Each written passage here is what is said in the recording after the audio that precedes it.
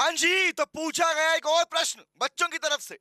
Question ये है कि सर ये एसएलआर क्या होता है और क्या होते हैं इसके मायने। तो बात कर लेते हैं गाइस हमारे उसी एसएलआर के बारे में जिसे हम जानते हैं statutory liquidity ratio.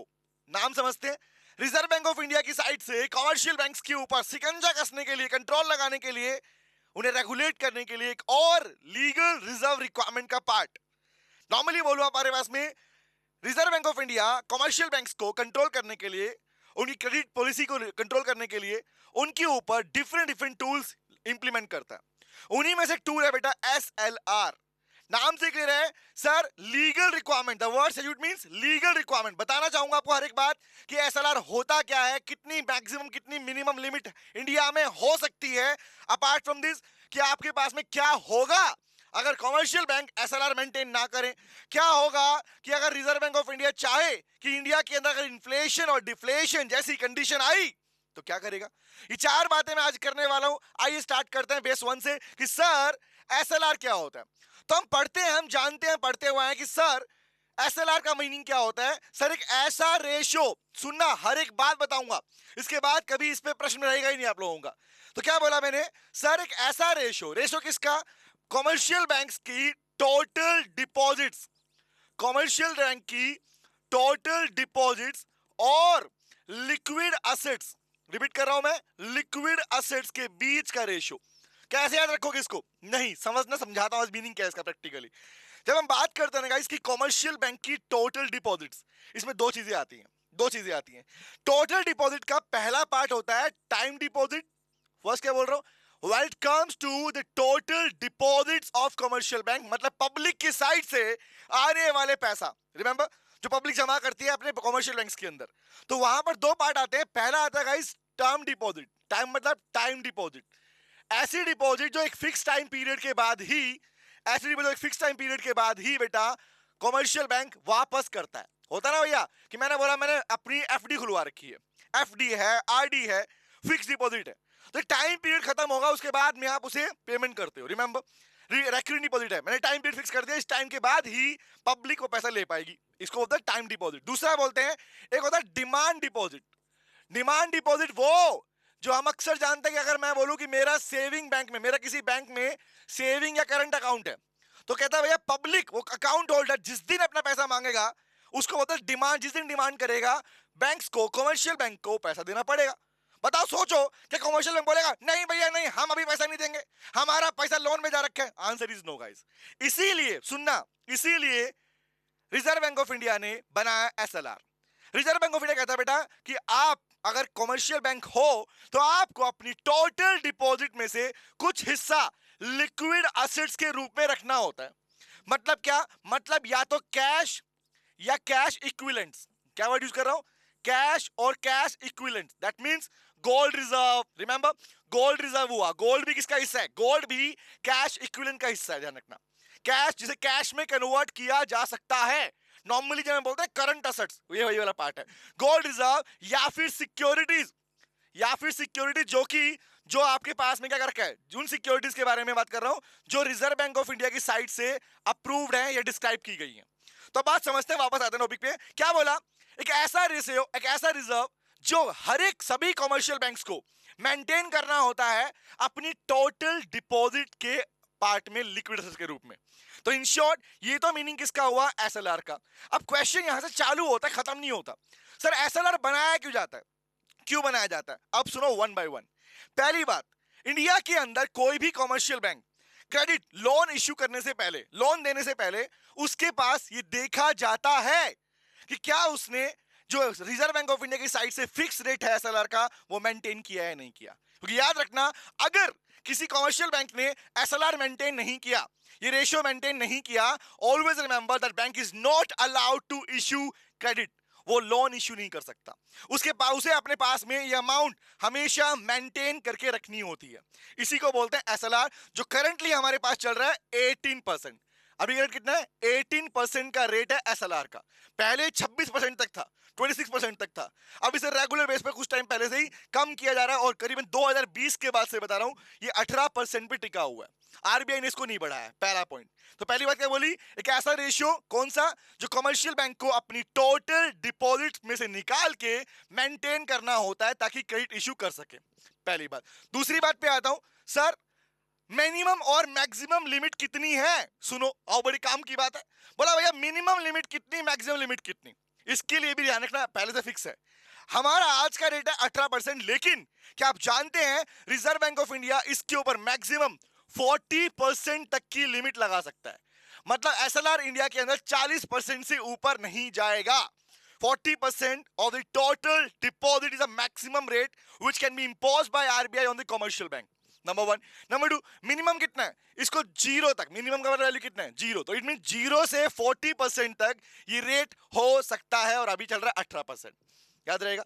Next question, अगला प्रश्न मेरा ये बनता है, आप बताना, सोच के बताओ, क्या होगा, क्या होगा अगर कॉमर्शियल बैंक्स, क्या होगा अगर कॉमर्शियल बैंक एसएलआर को मेंटेन नहीं करते? तो सोचो भैया, ना मर्जी चलाएंगे हम तो भैया चलाएंगे। तो बताओ, क्या बच्चे की मर्जी चल पाएगी जब पापा गुस्से में है? बताओ, आरबीआई गुस्से में, पापा मतलब आरबीआई गुस्से में है, कॉमर्शियल बैंक की चल पाएगी? नहीं चल पाएगी। रीजन सुनो, अगर कोई कॉमर्शियल बैंक, क्वेश्चन आता है, अगर कोई कॉमर्शियल बैंक एसएलआर को मेंटेन नहीं करता, जो कि खुद में एक लीगल रिजर्व रिक्वायरमेंट, एलआरआर बोलते हैं ना, legal reserve requirement, last session में भी डिस्कस किया था ना, सीआरआर, सीआरआर भी लीगल रिजर्व रिक्वायरमेंट का हिस्सा है, ध्यान रखना। तो बात आई कि बताओ, अगर कोई कॉमर्शियल बैंक एसएलआर का जो रेट है, जो मिनिमम रेट है, उसे अगर मेंटेन नहीं करता तो पहली बात समझना, पहली बात तो भाई, ना तो वो क्रेडिट इशू नहीं कर सकता। पहला पॉइंट क्या है? क्रेडिट इशू अलाउड नहीं है, नंबर वन। मतलब आपके पास में ये अलाउड नहीं किया गया, नॉट अलाउड टू इशू। दूसरा सुनो, उस कॉमर्शियल बैंक पे, जितने भी कॉमर्शियल बैंक हैं जो एसएलआर मेंटेन नहीं करेंगे बेटा, उनके ऊपर लगेगी पेनल्टी, उन पे लगेगी पेनल्टी। और याद रखना, पेनल्टी कितनी है? ये पेनल्टी जो है ये उन सभी कॉमर्शियल बैंक पर लगेगी जो एसएलआर मेंटेन नहीं कर रहे। ये पेनल्टी है बेटा 3% से लेके 5% तक, और 3% टू 5% है over the bank rate. Bank rate में इंक्लूड नहीं है। जो बैंक रेट है, जो जिस रेट के ऊपर reserve Bank of India commercial bank को लोन देता है, हम तो पढ़ते हैं ना बैंक रेट, रेपो रेट। अगर किसी को दिक्कत ही हो ना कि बैंक रेट, रेपो रेट क्या होता है, तो मुझे कमेंट बॉक्स में जरूर बताना, ताकि नेक्स्ट सेशन में बताऊं कि बैंक रेट और रेपो रेट में मेजर डिफरेंस क्या होता है। ठीक है, अभी बात करते हैं। क्या जाएगा? पेनल्टी लगेगी 3 से 5% तक की, छोड़ा नहीं जाएगा, पनिशमेंट है, ध्यान रखना। बैंक रेट तो दोगे ही दोगे, प्लस में 3% से लेके 5% तक आपके ऊपर पेनल्टी लगती है अगर कॉमर्शियल बैंक मेंटेन नहीं करते। तो कॉमर्शियल बैंक पेनल्टी है अगर वो एसएलआर मेंटेन नहीं करते, तो जितने टाइम मेंटेन नहीं किया उतने टाइम तक इतने % की पेनल्टी उन्हें पे करनी होती है रिजर्व बैंक ऑफ इंडिया को। तीसरी बात। चौथी बात जो सबसे इंपॉर्टेंट है, जिसके बारे में मैंने लास्ट क्लास में भी डिस्कशन किया था, सेशन में डिस्कशन किया था, कि सीआरआर को कैसे यूज करता है रिजर्व बैंक ऑफ इंडिया। ऐसी बात करने वाला हूं कि एसएलआर को कैसे यूज करता है रिजर्व बैंक ऑफ इंडिया। जब इकोनॉमी में क्या हो, इन्फ्लेशन चल रहा हो, महंगाई हो या मंदी हो, तो इन्फ्लेशन वाली कंडीशन में कैसे यूटिलाइज करेगा, और अगर डिफ्लेशन, मंदी आई तो कैसे यूटिलाइज करेगा। तो एक बात तो आपने लास्ट वीडियो में सीख ली थी कि इन्फ्लेशन मतलब एक ऐसी कंडीशन जब इकोनॉमी के अंदर एग्रीगेट डिमांड ज्यादा एग्रीगेट सप्लाई से, ऑब्वियस डिमांड ज्यादा सप्लाई कम है, ऑब्वियस। तो उस केस में क्या होता है? इन्फ्लेशन क्रिएट होता है, क्योंकि हम बात पर जो प्राइसेस इंक्रीज होंगे। डिफ्लेशन मतलब एक ऐसी कंडीशन जब एग्रीगेट डिमांड कम है एग्रीगेट सप्लाई से। बताओ बताओ बताओ, अगर reserve Bank of India inflation जैसी कंडीशन को ठीक करना चाहता है, अगेन वही कहानी, बताओ, अगर reserve Bank of India economy के अंदर इन्फ्लेशन को ठीक करना चाहता है, तो अपने इस मॉनेटरी टूल के थ्रू वो कैसे महंगाई की प्रॉब्लम को ठीक कर सकता है? रियलिटी बताओ, सोच के देखो प्रैक्टिकली। सर अगर ऐसा हुआ तो अगर reserve Bank of India SLR को इंक्रीज कर दे तो सोचो, अगर रिजर्व बैंक ऑफ इंडिया, जिससे वो अभी कम कर रहा है 18% तक ले आया, अगर reserve Bank of India SLR की लिमिट को बढ़ा दे, बताओ, अगर एसएलआर की रेट को इंक्रीज कर दिया जाए, तो इसका मतलब क्या हुआ? इसका मतलब यह हुआ सर कि कॉमर्शियल बैंक को टोटल डिपॉजिट में से ज्यादा पैसा निकाल के मेंटेन करना पड़ेगा, और ये वो पैसा है जिसे कॉमर्शियल बैंक लोन के रूप में नहीं दे सकते। ना ही उसे लोन की पेमेंट के लिए यूटिलाइज कर सकते। तो क्या बोला, एक ऐसा पैसा जो कि उन्हें मेंटेन करना होगा कैश और कैश इक्विवेलेंट के रूप में, इन शॉर्ट लिक्विड असेट्स के रूप में, वो ज्यादा मेंटेन करना पड़ेगा। तो बताओ, जितना ज्यादा एसएलआर बढ़ेगा, क्या उतना ज्यादा बैंक को, बताओ क्या उतना ज्यादा बैंक को अपने पास अमाउंट कैश और कैश इक्विवेलेंट को मेंटेन करना पड़ेगा, नहीं पड़ेगा? पढ़ना पड़ेगा, पैसा होल्ड करना पड़ेगा। तो बताओ, अगर ये ज्यादा हुआ, बैंक के पास कैश या कैश इक्विवेलेंट जिसे वो यूटिलाइज नहीं कर सकता, वो ज्यादा हुआ, तो क्या बैंक, कमर्शियल बैंक, लोन ज्यादा दे पाएंगे, कम दे पाएंगे? सोचो, जब पैसा कम मेरे पास में है तो लोन ज्यादा दूंगा, नहीं दे पाऊंगा। जब पैसा कम हो गया, सिंपल सी बात, जब लोन के रूप में पैसा ज्यादा अवेलेबल नहीं होगा, तो कमर्शियल बैंक लोन भी क्या करेंगे बेटा, जो लोन मार्केट में देते हैं वो भी क्या हो जाएगा, वो लोन्स भी गिर जाएंगे। और बताओ, जब लोन गिरते हैं तो पब्लिक के पास जब पैसा जाएगा वो कम होगा, नहीं होगा? होगा सर। इट मींस पब्लिक की परचेजिंग पावर भी, बताओ, पब्लिक के पास जो परचेजिंग पावर है वो भी क्या होगी सर, वो भी गिर जाएगी। जब लोन नहीं मिलेगा, पैसा तो गिरेगा ना। और जब परचेजिंग पावर नहीं होती, तो बताओ डिमांड पर क्या इंपैक्ट पड़ता है? जब परचेजिंग पावर नहीं होती, गिर जाती है, डिमांड भी क्या होती है, डिमांड भी गिर जाती है। और सिंपल सी बात, एक ऐसी प्रॉब्लम जो डिमांड के बढ़ने से क्रिएट हुई, वो रिजोल्व होना शुरू हो जाएगी। That means by increasing the rate of SLR, Reserve Bank of India success हो जाता है किस चीज के अंदर, इन्फ्लेशन को ठीक करने में। Line number 1, question number 1। Number 2 में बात करता हूं, बताओ वाइस वर्सा क्या बनेगा अगर इकोनॉमी में चल रहा है मंदी? बताओ, मंदी का दौर है भैया, डिमांड कम है, सप्लाई ज्यादा है। सोचो ऐसी कंडीशन में क्या करता होगा, ऐसी कंडीशन में क्या होगा? बताओ वाइस वर्सा क्या है sir? Reserve Bank of India SLR की लिमिट को कम कर देता है। तो चेक कर रहे हैं, जब भी रिजर्व बैंक ऑफ इंडिया हमारे देश में एसएलआर को गिराएगा या सीआरआर को गिराएगा, उन दोनों ही कंडीशन के अंदर उसका मेन टारगेट किसको ठीक करना है? डिफ्लेशन को ठीक करना है। तो इंपैक्ट क्या पड़ेगा? Same impact. एसएलआर गिरेगा तो भैया लोन भी क्या होंगे? लोन ज्यादा होंगे। लोन ज्यादा होंगे तो पब्लिक के पास क्या होगी? परचेजिंग पावर बढ़ जाएगी सर। बढ़ेगी नहीं बढ़ेगी? बढ़ेगी। परचेजिंग पावर बढ़ेगी तो डिमांड भी क्या होगी सर? डिमांड भी बढ़ जाएगी। और डिमांड जब बढ़ेगी तो सिंपल सी बात, कौन सी प्रॉब्लम ठीक हुई? Answer is deflation.